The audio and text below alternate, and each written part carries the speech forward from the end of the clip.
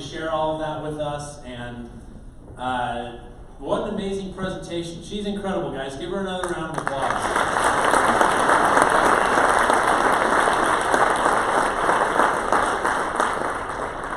Okay, we are excited. Our next speaker is going to be Mr. David Parker. He is from the Elite team. Dave and I met each other actually probably, I don't know what year, 2004-ish? It was 2004. I recently returned from a mission for the LDS Church, and we both were working at Discover Card. Rob was our boss, or at least my boss at that time, Rob Oakey. What's that? It was the best times of my life. We had a great time. I mean, Rob and I were sitting next door in cubicles together for 8-ish hours a day. It was fun. And he introduced me to, if you haven't been there, what's our restaurant? Our restaurant. Cafe Rio. Lakai Noodle House, Stage Street. Anyone been there? Yeah. Gotta go with Rob. It's amazing. He also took me to the Pho House. Very gross. Back to David Parker. So Dave and I worked there together with him, but I'll just tell you, Dave is like a brother to me. We've been through a lot together, lots of ups and downs, and actually remained very high on our relationship throughout all that, but just experienced a lot of life and growing up together, of raising a family, but also starting and creating a business together. Working through the world of real estate, starting careers, and all of that good stuff. But I love him. I know he's got a great message for us here today, and I know he's going to share some great things. I hope that everyone's ready to listen and be engaged with that. Following Dave, we will hear from Mr. George Morris, and then we will be done. Thank you. Dave.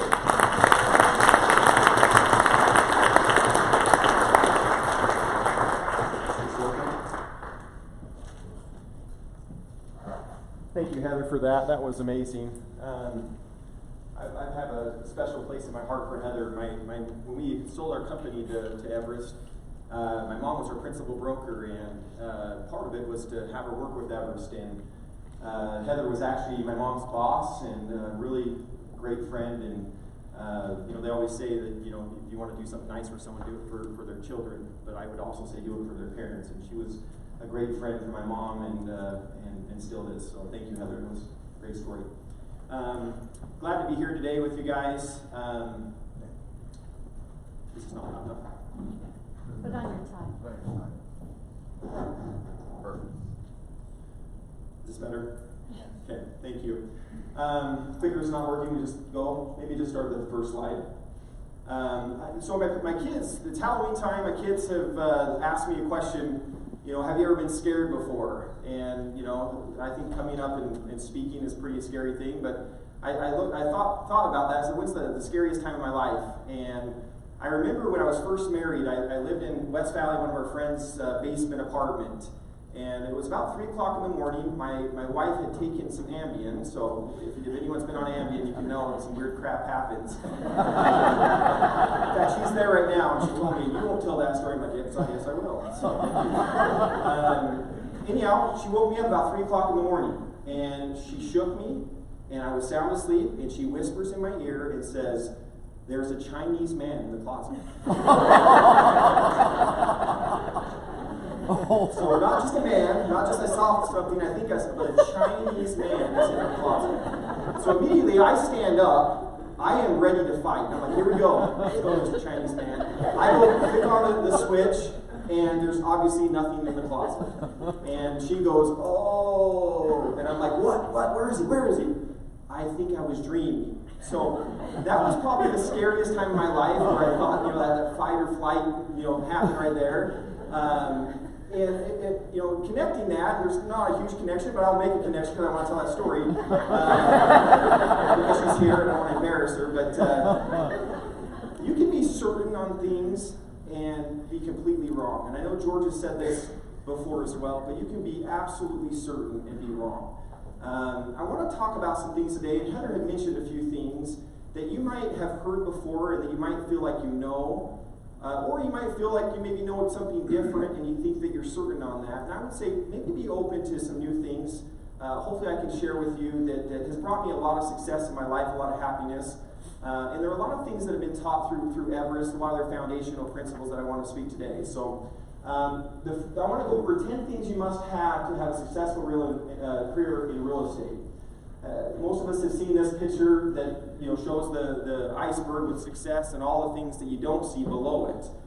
Things like hard work, persistence, late nights, rejections, sacrifice, discipline, criticism, doubt, failure, and risk. I want to go through my 10 things that go down from that kind of explain where I see success. You might see something that someone that's succeeding at a high level, but there's things that have brought them to that level, and I want to talk about those things. Next slide, please. The first one is what Heather had talked about today is your why. Jim Rohn said, the stronger the why, the easier the how becomes. And I think that's important. I mean, Heather had a why. It's a great story today about her why, and that was really her driving force to do something that she wanted to do. The big question is, what do you want? The NAR had done a report that said 87% of all real estate agents fell and are out of the business within the first 5 years. So 5 years, that means 13% of us still remain, 87 are out of the business. And I look at it and say, well, why? I think a lot of it is their purpose. Do they have a purpose strong enough to do the things that failures are not willing to do? That's that common denominator of success that we hear quite a bit is, are they willing to do things that other people are not willing to do? If their why is strong enough, you end up doing it. No one wants to go on a big hike. No one does. No one really does. But if your why is strong enough, you go on that big hike. And her why was strong enough. So things to go through the why that have been important for me is listing, and we've talked about this before in these meetings, is your 10 whys. Your 10, what do you want to buy? Where do you want to travel? What's your wants? Wants and buys can be different. I want a new car, but I want to be a better dad. And those are two different things. And then also is, how do you want to contribute? That's a great way to just take a moment in your life, step back and say, what is my why? What is driving my business? I think that's one of the most important things to always have in the forefront of your mind. The other thing is your why is consistently changing. When I first got into real estate, I wanted to get out of credit card debt. I remember, Jeremy and I, we worked at Discover Card, and I remember thinking, if I can just make what I was making at Discover Card, then getting into real estate wasn't a mistake. That was my why at first, because I just wanted to make the $2,000 that I was making at Discover Card, so this isn't something stupid that I did, kind of thing. Well, after a while, your why starts to develop and change. So make sure that you're always reevaluating your why. I wanted to buy a nice Toyota Camry. That was my ooh, if I get a Toyota Camry, I am made it. And I got the Toyota Camry. So what happens after that? You have to reevaluate what you're doing. So next slide. The next one is that I've seen in my life that has been very important is your morning routine and your schedule. I have those a little bit separate there because I think we all have a schedule, but in real estate, it's hard to keep a schedule because there's a lot of things that come up that throw you off your schedule. So for me, my morning routine is a sacred thing. There's certain things that I do consistently every morning without fail, and I make sure that I try not to get disrupted on that schedule. Because I know the afternoon and the evenings, a lot of things end up coming up that I can't control. So I would say, if anything, make sure that, I think there's a finite discipline that you have in your life. Make sure you focus it on small periods of time. For me, it's the morning. That's things that I know that I gotta get done, that if I can justify not doing it, I will do. Those are things like prospecting, lead follow-up. For me, it's working out. If I don't work out in the morning, I'll never work out. I've had friends say, oh, we'll work out in the afternoon. I know I will justify anything in the afternoon not to work out. So if I don't wake my butt up and get to the gym, it doesn't happen. So those are important things to make sure that you're controlling that. For me, it's working on mindset. Making sure that I'm focusing on developing my mindset. I do that in the morning because I know I can control a short period of time, and then after that, my schedule ends up going crazy. Next slide. Oh, watch a quick video. There's all this pressure, and sometimes it feels like it's right up on me, and I can just feel it, like literally feel it in my head, and it's relentless, and I don't know if it's going to stop. I mean, that's the thing that scares me most, is that I don't know if it's ever going to stop.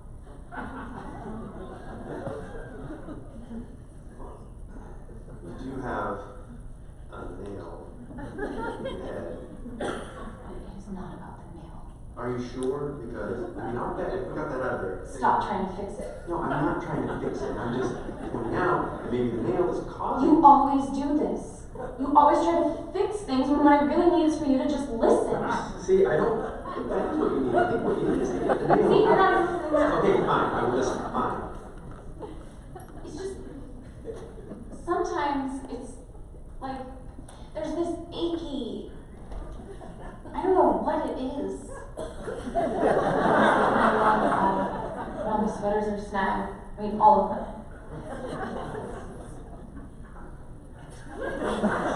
It's really hard.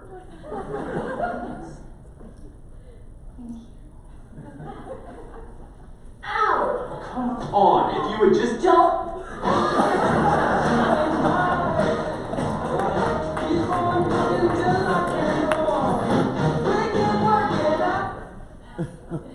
I like that video. One thing is, I show that to my wife. One thing to not do is when she's having one of those moments, say, "Is this a nail thing or is it really a nail?" Don't do that. Lesson learned. Like we can, as guys, we can listen and joke. Like, "Oh, you never do that," but don't ever bring it up that she's doing that. So, what's the nail in the head in our business? I think it's prospecting, guys. I think it's amazing how many times I've had agents come to me and talk and complain about something that's happening in their business. Usually don't have enough deals or have a client they necessarily don't want to work with anymore. That can all be solved with prospecting. Just making more calls. Jeremy acknowledged Brian Burnett at making, was it $500,000? $500,000 a year. And kind of joked and said, oh, no. Quarter, wow. Yeah, absolutely amazing. And what does he do? He just prospects. He does what everyone doesn't want to do, and he does it consistently regardless. If you hate a listing, guess what? Have 7 more listings so you can get rid of that listing. If you have a buyer that won't buy and you want to get rid of the buyer because you have 7 other buyers you're closing. Guys, most things in our life can be fixed with prospecting. That's the nail in the head, consistently comes up. This is the struggle that I'm having with. This is the problems. My finances are not right. Guys, just prospect more. Work on your skills. I've had agents that have consistently come up to me and have basically said, well, I'm prospecting like crazy. It's been 2 or 3 weeks and I'm not seeing the success. What does that mean? And a lot of times I'll say that. What is it? Your skills suck. You kind of suck. I mean, if you're working that hard and you're not seeing results, you suck. I mean, it's okay to suck. Just let's fix it, kind of thing. And so it's either always a balance between working hard and having the right skills.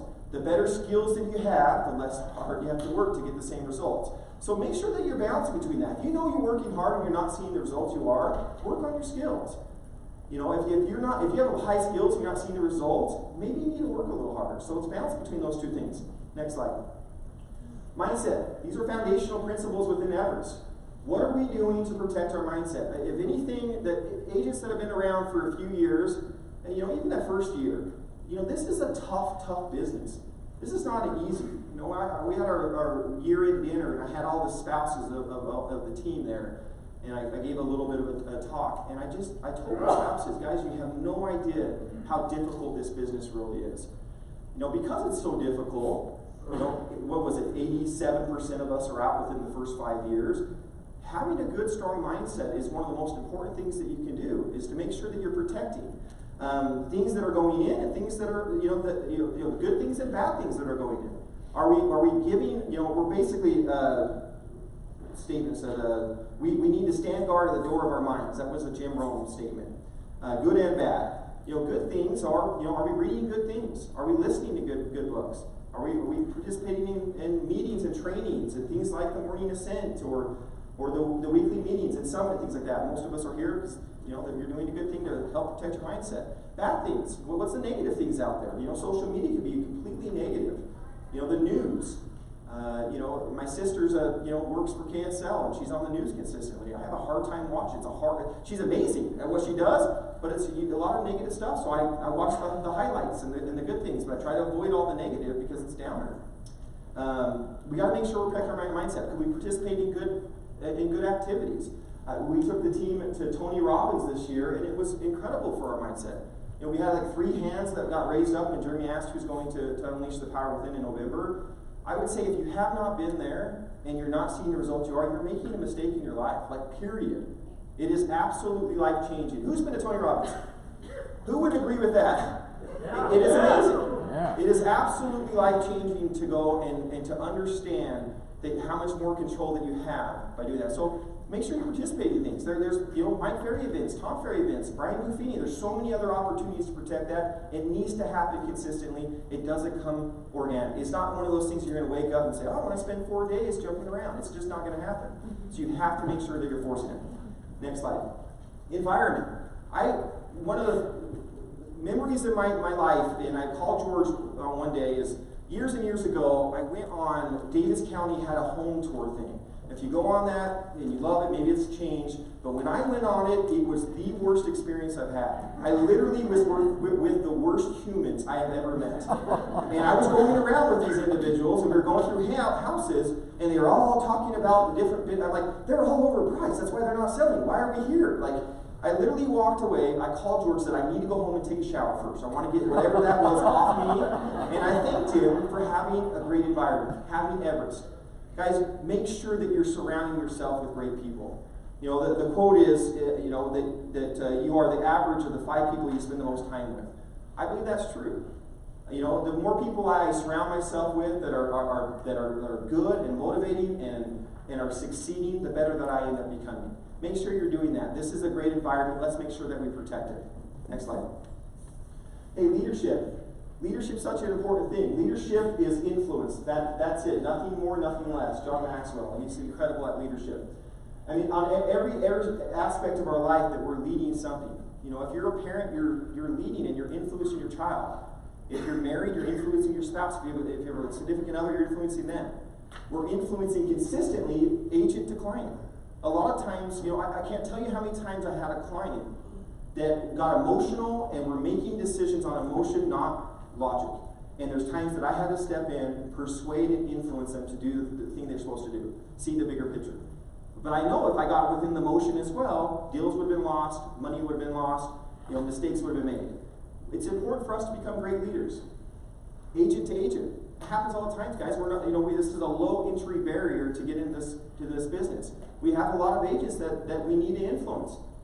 You know, to be a great negotiator, you have to influence another agent. There's been many deals that are won, not because they're the highest offer, but because they've been influenced to be the best offer. Make sure that we're consistently focused on leadership. Next slide. Minimum standards. I feel very passionate about minimum standards. I have minimum standards within our team, in my life. There's things that you do daily despite how you feel. You know, I love Tony Robbins when he said, you sincerely want to change your life, raise your standards. And he always says, raise your standards. I mean, his voice. What changes people is when their shoulds become must. That's what changes, is when I should be doing this, I absolutely must do this. I will do this kind of thing. And we've all have standards in our life that we're able to figure out how to do. We all know how to brush our teeth. We brush our teeth, you know, in the morning and at night. We all have figured out how not to go outside without our clothes on. There's not a day that you wake up and you're like, oh crap, again? You know, I'm naked. You know, like you figured out a standard. Why not in your business? You know, if you know there's things that you should be doing every single day in your business, why not make that a standard? In our team, our standards is every day they call their new leads within the day that they're assigned. Every day they complete their task list and make sure it's cleaned out. Every person they work with, they get a buyer agency agreement with. That is a standard. When I bring on a new agent, it's like I'm a little bit giddy to call them out on the first day because I make it such a big thing. I have them sign an agreement that that's their standard, that's their life. And sometimes it takes a week, sometimes it takes a month. Lately, because I've been telling the same story, it only takes like 3 months. But that day, I am like, oh, I'm so excited you missed your task list. And I'm just excited to call. And I always kind of make it fun. I'm like, oh, who died? They're like, what? I'm like, oh, I heard someone died in your family. I'm like, no, don't die. I'm like, oh, why did you get your task list done? Did we not talk about this is a standard? This is a must in your life. Why would you, oh, I had 4. I don't care what you had. Your standards is to do that. Because there's lots of days that we're not going to feel a certain way, that we have to do the things we're supposed to be doing. We figured it out in our life, figure it out in your business. Next slide. Okay, have a money plan, guys. I mean, this is one of the most important things. You know, poor people spend their money and save what's left. Rich people save their money and spend what's left. It's a big difference. I mean, Robert Kiyosaki, Rich Dad, Poor Dad. I mean, there's so many great people that have talked about money, talk about this principle, is pay yourself first. It is very easy to start spending what you make, and it becomes a habit. It doesn't matter if you're making $10,000 a year, if you're making $1 million a year. And we've seen that with athletes that are making hundreds of millions of dollars a year that end up going bankrupt. You can, just like a bad diet, you can't outwork a bad diet. You can't out-earn bad spending. It's the same thing. You have to have a money plan. My money plan is every single thing that I earn after taxes, I save 10%. 10% goes into something that is not mine. It's either my 401k, rental properties, and it just goes away. And it ends up accumulating. I'll give an example of Dan Munch. I see him back there. He was one of our rookies of the year. We were at Tony Robbins, and it was like 1 o'clock in the morning, having a quesadilla, and we were celebrating what a great year. He earned $130,000, elevated his life, and we started talking a little bit about money. He talked about some of the things that I was doing, and he said, I made a lot of money, but honestly, I don't really know where it all went. It just seemed to go. And I talked to him about this principle, and he got excited about it. I said, all right, let's do it. Let's have you set up an account, and you show me, screenshot the money going in every time you close a deal, and the new balance, so I can see that you're not taking it out and putting it back in, kind of thing. Hold him accountable. And he did it. And if he didn't do it, he'd give me $1,000. And that was the first thing. And if he didn't do it, he'd have me hold it, was the second option. But he did it. And this year, he just bought, it was about, a week ago. Last week, he ended up buying his first fourplex. He saved up the down payment and bought his first fourplex. So, guys, you have to have a money plan set up. I've had so many friends that have been in the business, 8, 10, 14, 15 years that have made hundreds and hundreds of thousands of dollars that really don't have anything to show for it. It's because they didn't have a money plan. Involve a financial planner. Involve an accountant. Make sure that you're involving the right people, but it's important to have a money plan. This is such a hard business not to have anything to show for at the end of it. So, okay, next one. Work-life balance. Most of us spend too much time on what's urgent and not enough time on what's important. I've done that many times in my career. I love the basketball thing. If you guys ever remember the gold trotters, and then the plates where they're spinning it, where all the plates were spinning or all the balls, and then one will go wobbly, they'll go up there and spin it again, but it just seems like at every point there was some chaos that was happening. I kind of feel like that's my life. That's kind of how real estate is. We have all these equities, areas in our life: family, friends, career, health, spirituality, leadership, money, and travel. There's all these balances and equities of our life that we're trying to make sure that we're succeeding at a high level. And there are a lot of times they get imbalanced. I would suggest is make sure that you're focusing on all these areas. If you're doing really good on your career and then your health goes, how hard is it to continue to do good on your career? Or if you're doing really good in your relationship, or you end up, having a relationship with your spouse, how less is that success on your career going to be?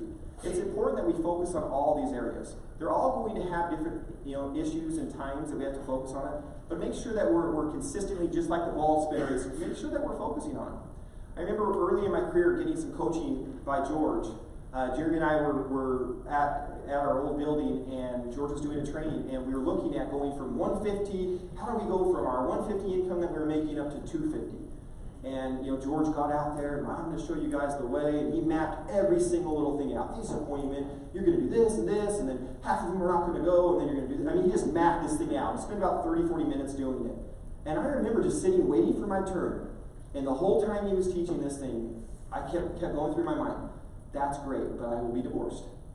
That's what's in my head. There's no way I can do what you're just asking. I can do it, absolutely. I'm excited to do it. But right now we're already struggling because I'm all over the place. My wife can't count on me. I'm just taking anything and everything. And he taught an incredible principle is about balancing, is to make sure that I'm taking care of the equities. And he basically said, I want you to start, one, negotiate with wife. I thought was a weird word, but now I'm like, my whole life is negotiation with my wife and my kids and everything I'm doing. But negotiate your worth with your wife. Make sure that she understands your why. But also make sure that you've scheduled time that is sacred for her that cannot be disrupted. So what I did is I picked Monday nights, which was our family night, and I also picked Friday night, which was our date night, and I made it, did not matter what appointment, wanted to go see a home, what listing, I made it sacred. So anytime that someone called, I'd have my go-to. Immediately when someone called and said, hey, I'd like to see a house, I would say, oh, unfortunately I have an appointment in Davis County. And most of the time, I can do it Tuesday, I can do it Wednesday, I can do it Thursday, I can do it Saturday. Like, if you guys are so available on other things, you're not going to lose those opportunities. But what had happened for her is that she knew when she could bank on me, that I was going to step through the door and that I was hers. It's important. In every area of your life, guys, you need to make sure that we're focusing on that. For me, that was a game changer. And guess what? I made the $250. We made the $500. I'll make $900,000 this year. And I always say that our relationship is better than ever right now. It's because I learned how to prioritize my business and my life. So, next slide.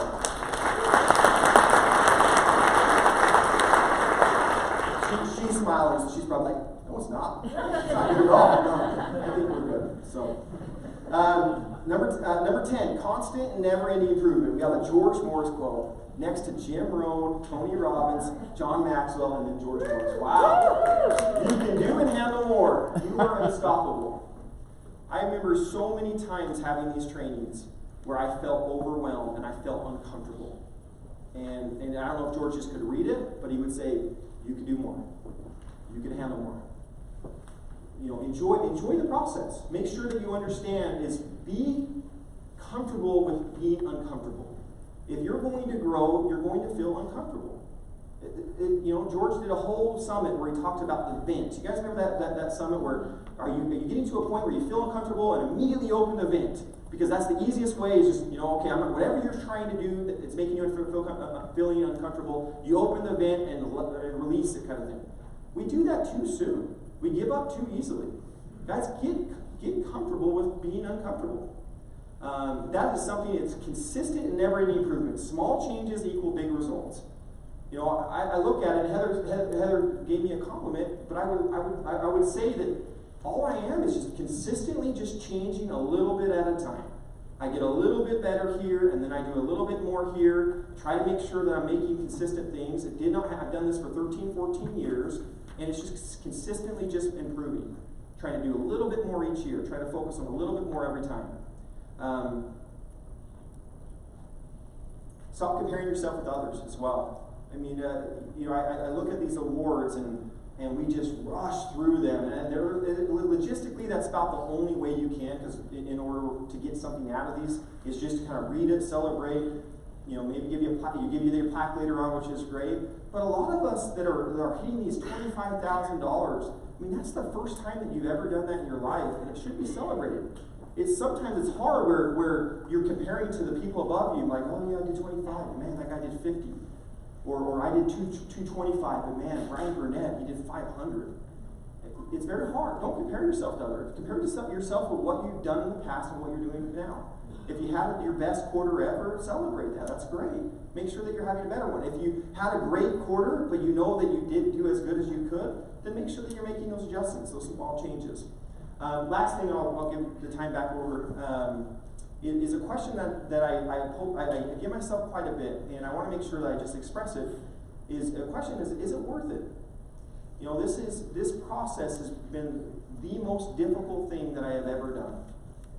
It has brought me so much in my life, abundance that I can't even imagine, but what it's taken to get that abundance has been more than I could ever imagine, how difficult it's been.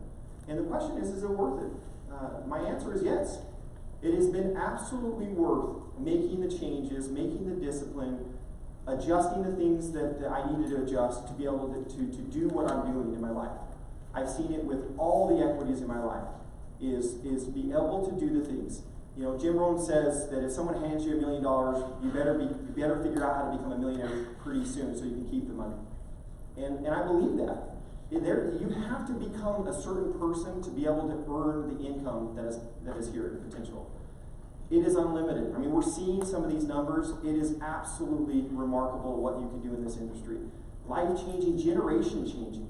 You get to a point where you start to stack some money. It starts to not just change your life and your kids' life, it starts to change your grandkids and their grandkids' lives. It is a lot of money that can be accumulated. And that the answer for me is it has been worth it. It has been very hard, but it's been worth it. So thank you guys. Appreciate it.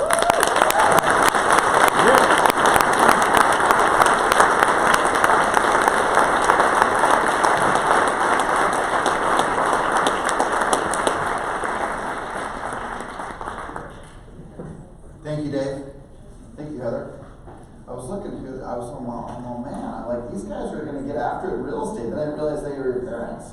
I saw that couple up there. It's great to see you guys. Dave, thank you. You know, one of the things that was interesting. No, I'm too loud.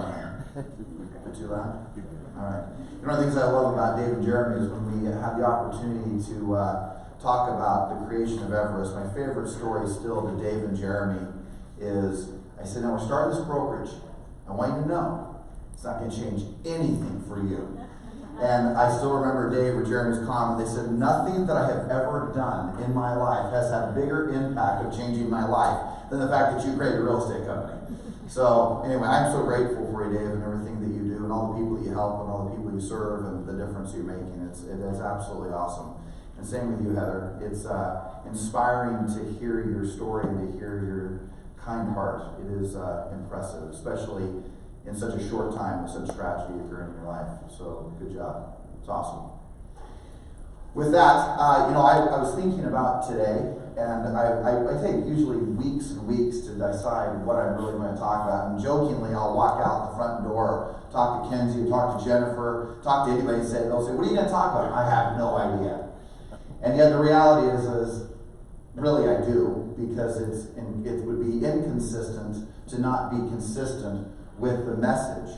And that is that the message is that this business is about what Dave said. He said, is it worth it? I add on to the fact that it's not just that it's worth it. What's worth it is that it's who you get to become in the process. My observation is that each one of us individually, and I say this a lot, that is that if you're a person of faith, you're going to believe that you're taking everything who you've become with you.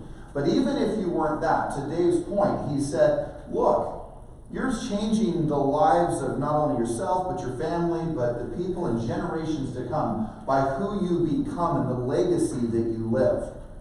So I would challenge you that instead of we see all these great awards, we see $500,000 made over a 3-month period of time. I still remember in this company where we were so excited the first time Justin Muti did it. He made $100,000 in a quarter. And people were around him like, oh gosh, I can't believe you did it. And then I look at that board with 25,000s and 50,000s, and I am just in awe. As yesterday I went down the list of your income and the people who were all above 100,000 and 200,000, and it is a crazy number to observe. So the thing that got me into this business was the fact that I started looking around me and looking at what other people were doing, not out of judgment, but out of inspiration, that if they can do it, then I know that I can. And so I love that about the industry that we're in. A week or two ago, I was at a funeral, and I heard this sweet story. And I have to tell you, I don't remember who told it. I don't know if is Robert gone?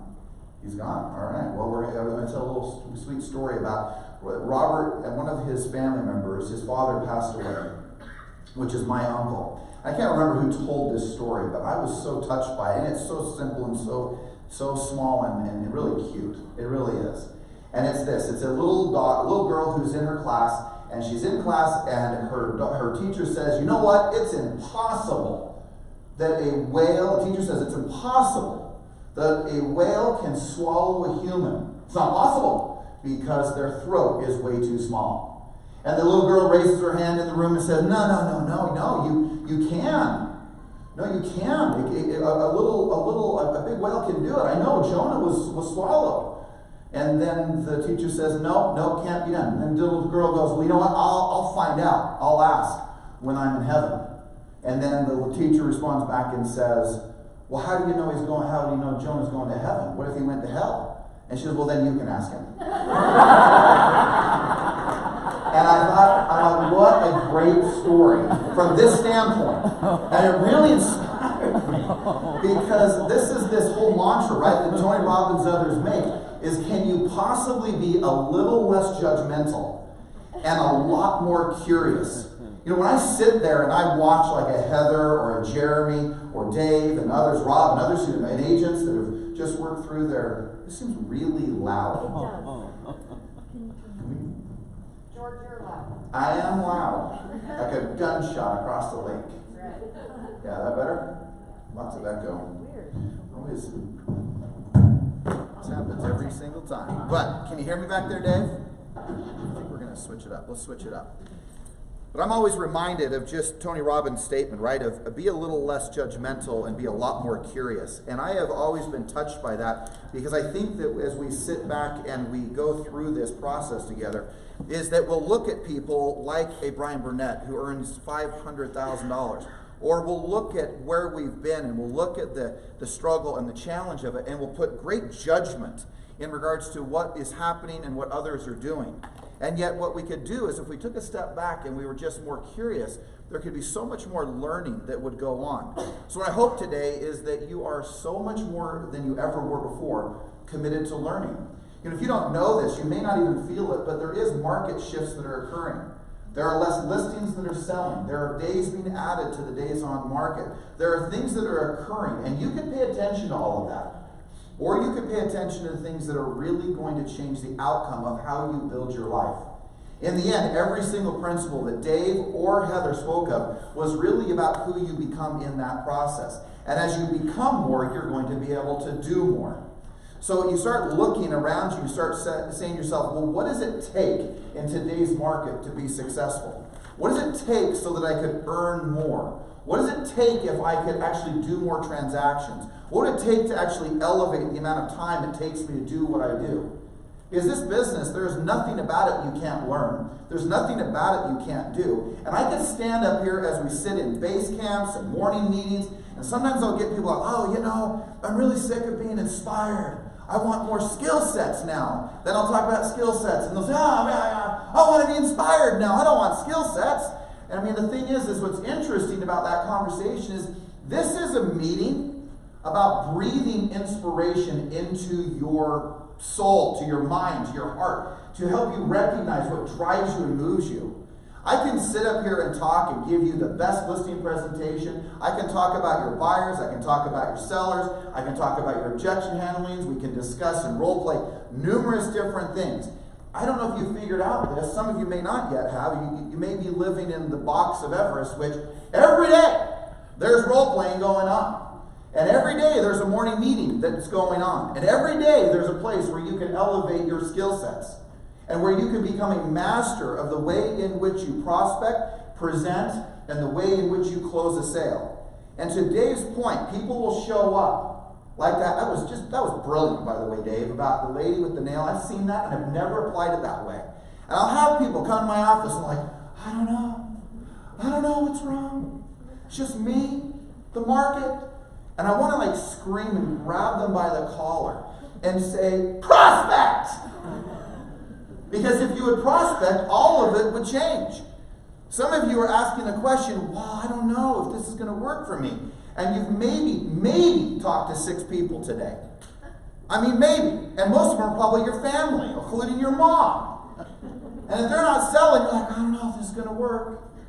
I love when I'm hearing from Kelly. I don't know if Kelly's in here, but he's speaking, he gave a gratitude. He goes, I thought it was really cool that yesterday I almost got kicked out of Red Robin for handing out my card too much. I'm like, that's a pretty cool problem. I would love it if I started getting phone calls. People going, your company's talking to way too many people. Can you please tell them to stop calling? Just so you know, I don't ever have that happen. I don't get the call of, they've called me too much.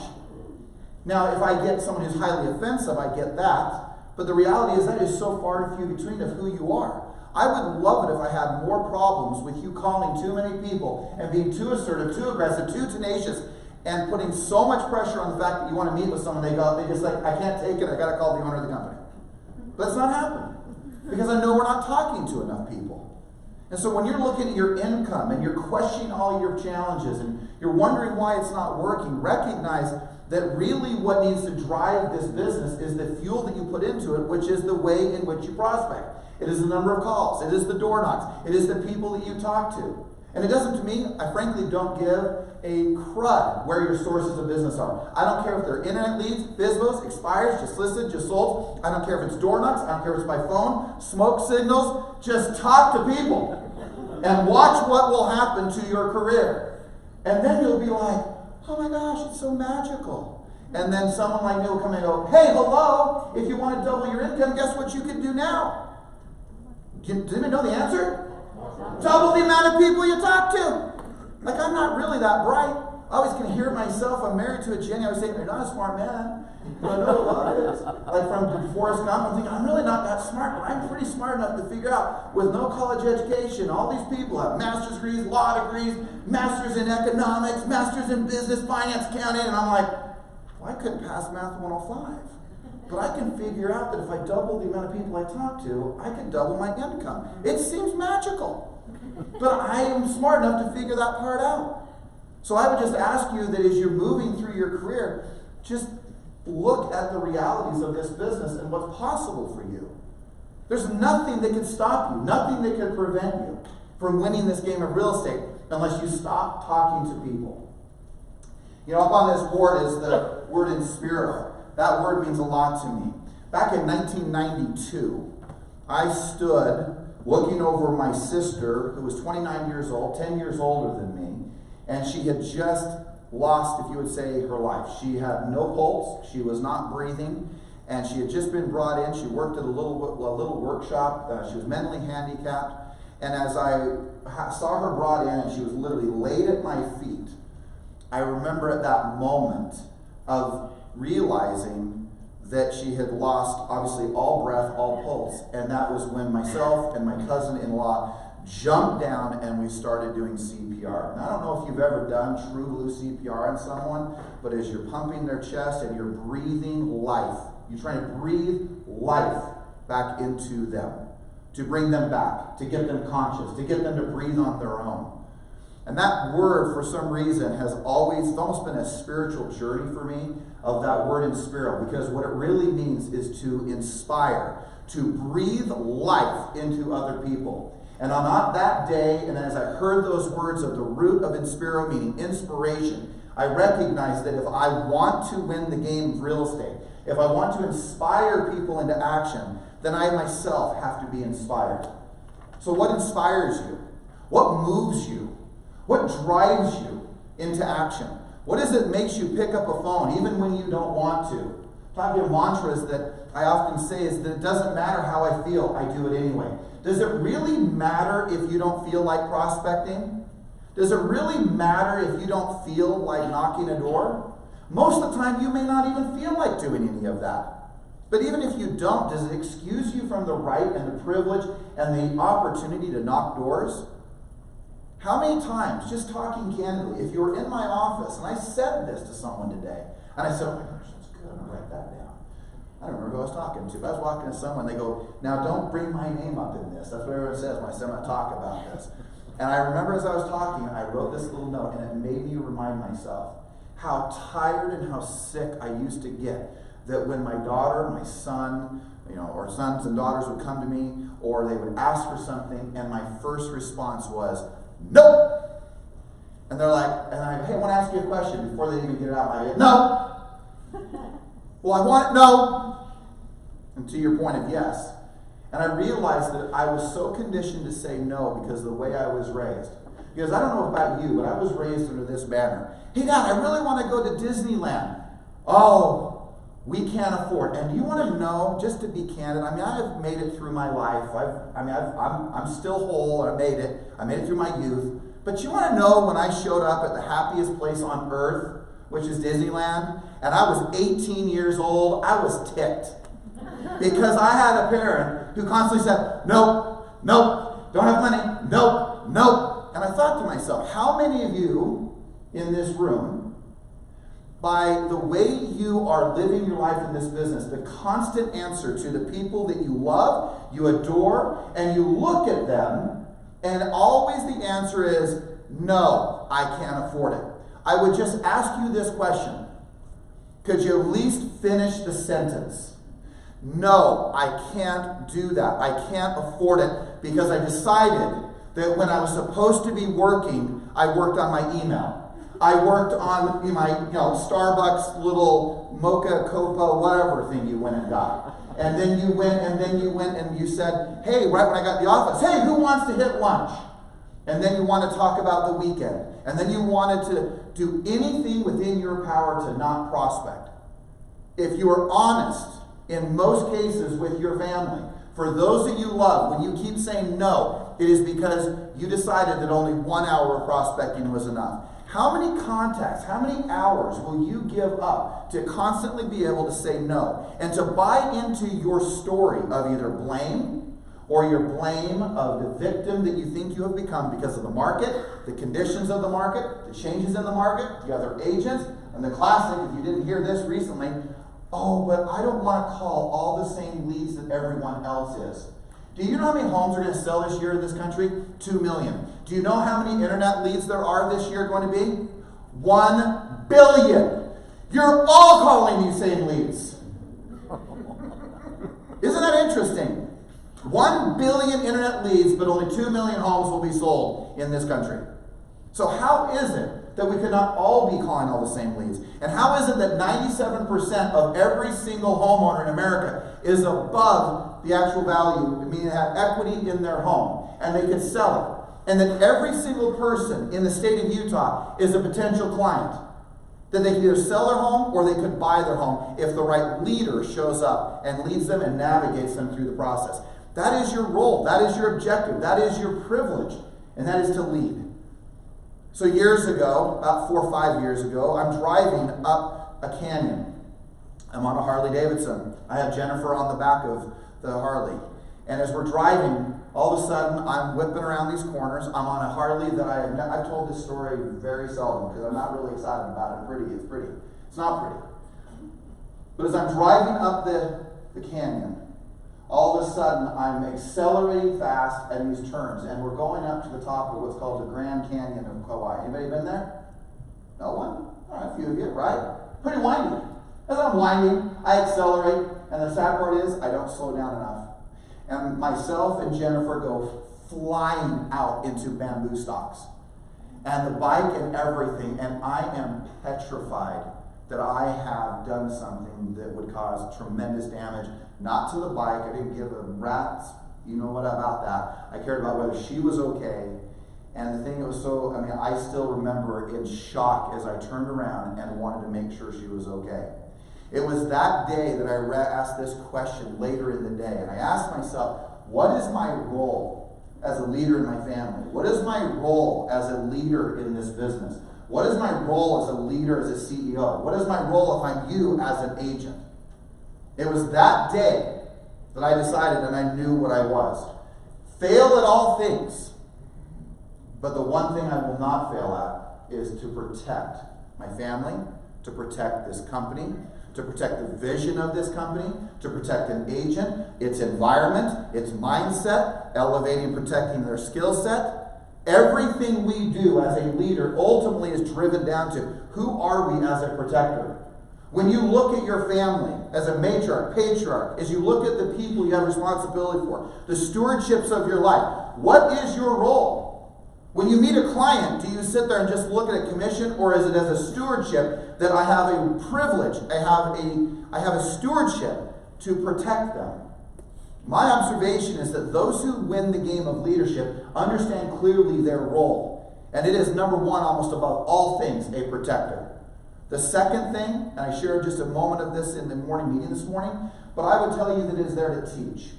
Now, because it's easy to look at that, those are all those moments of teaching. But did those get on, those videos? Or not videos, those clips? This is as good as I can get. I got you 1 or 2 pictures. But here's a picture. And if you look closely at this picture, if you're watching me, this is actually an incline that we're going to take a razor up. And so I won't show you the video because it's too offensive, and I'm talking to my 17-year-old. But it's kind of like this. And Jeanette got to hear the video, so I just have to tell you, she goes, oh my gosh, she goes, if you think an agent has a hard time, you'll hate to be one of your kids. Because it was one of these deals. It was, all right, you're going to go up this list. No, I'm not. I'm like, you're going to prospect. No, I'm not. Yes, you are, but you're not going to prospect. And I'm like, to Isaac, you're going to go up this, and you're going to go up in this vehicle to go to the next one. And you're going to go up in that vehicle. If he starts to go up, and he said, I don't even want to do this. This isn't even fun. And I thought, isn't it interesting? I hate for sale by owners. Really? Or is it just that you're not good at them? Oh, I don't want to door knock because I don't really like it. Or is it because you're scared to do it so you don't do it? And you give yourself the rationale and the excuse to not do it because you're not good at it. I just would challenge you, as I sat at the base of this mountain, because I didn't want to be in the car or the vehicle, potential rollover. As he went up this, by the way, it's true, just so you know, he doesn't know that part, Austin, but it's true. As we're going up this thing, he starts to spin out. And he goes all the way down. And I say these words to him. Stay the course. Sound familiar? Stay your line. Don't get out of line. I didn't. Yes, you did. Stay on the line. Don't vent. Don't look for excuses for you not to prospect. Looking for everything under the sun that you shouldn't be doing, you could be doing that is not prospecting. And as he came down and he went up and he started to like teeter and he let off the gas and he rolled down like a madman. And I am like, what are you doing? He's like, what? And then he yells back, I don't even want to do this. Sound like a familiar story calling FISBA? I'm just saying. And my whole point is, I said, this is a great life lesson. And he screams back at me, why does it always have to be a life lesson with you? I'm serious. Everything isn't a life lesson. I said, yes it is. Because if you can't stay the course on this trail, you can't stay the course when you are doing business and living life, taking care of your family. Because if you can't stay the course just on a trail, then that is how you will be in your life. And of course, the roll of the eyes, the huff and the puff, like most real estate agents might do to me, at least maybe not physically, but at least in their head. And the point is that he got the point, is to stay the course. And as we went through this and any other difficult things, he was, by the time, was laughing, smiling, and then I had to do the whole thing. It was fun, wasn't it? Just like when you get done talking to a just listed. Just like when you get done talking to an expired. Just like when you work with a challenging buyer or seller. And once you get through it, you start to realize, wait a second, that wasn't so bad. But man, we will look for every excuse for those moments where we can teach or be taught. And we'll try to avoid them. And yet in that growth, in that becoming, then all of a sudden we change our whole life forever. So my challenge to you is stay your course. See what's possible when you don't waver. What I can tell you is what is so crazy to me when we saw that number of $500,000. And I need to call Brian. Because see, Brian at the time when he joined the company was the largest agent that I have ever personally recruited. He was earning in a whole year between $500,000 and $600,000. Today, he earns well over $1.5 million. See, I had a conversation yesterday with Tina Hare, and as I was talking to Tina, who just closed her 125th home yesterday, I thought to myself, and she's in California, those of you who don't know, when I met her and she said, I'm leaving the company. And Compass, if you haven't heard of them, $100,000 signing bonus. Here you go. How are you going to compete with that? And all I said is, give me 90 days. And 90 days later, she was making $600 to yesterday, she cleared $2 million in income. Wow. She goes, I will make nearly $3 million. And I said, you know what? When we set the goal 2 years ago that you were going to be at $5 million, you're nearly halfway there. Now, some of you are in this room are going, that's ridiculous. I'm struggling to pay my utilities. As Dave mentioned, I just want to pay off my credit cards. But you know what's interesting? If you will just stay the course, if you will move with some level of inspiration to inspire other people into action, if you will just simply be taught, and if you will teach, and then the third component of all of that is making sure that as you recognize that you have to have a vision. So the few minutes that we have left, I'm always amazed by the number of people that I see and I am inspired by their vision and as they accomplish what they do. But my observation is that we often lose sight of where we're going. You may say, well, not me. I wrote it down 1st of January. Yeah. But great leaders, like someone who's negotiating with a buyer or seller, and all of a sudden the buyer gets so hooked on, well, I'm not going to pay for that home warranty. Let me see here. You're buying a $500,000 home, but you are focused on $300. Seems like a little weird. And they will start thinking about and focusing on things that don't matter. Your job as a leader to get them to focus on the right things. And sometimes we all forget at some point or another in our lives where we're going. We all do. It doesn't matter who we are. It's just life. And so my point to you is that if you can make sure that you never forget where you're going, you have a really good chance of getting there. And galvanizing your efforts, galvanizing your life. Years and years ago, and I haven't said this story forever, it's nothing new. You certainly have heard of a man landing on the moon. But more importantly, I love the story of John F. Kennedy, that when he announced in 1961 that a man was going to be put on the moon, is that they could not even successfully and consistently put a rocket into the air. That when he was in such commitment to doing that because of the space program and the race, if you would say, to the moon against the Soviet Union, or the USSR at the time. And I start there and I look at it, I'm like thinking, wow, here's this guy who announced this stuff and said, I'm going to do this. We're going to put a man on the moon. And he said something like this, we're going to put a man on the moon in this decade. It's 1961. Interesting, July of 69, he put a guy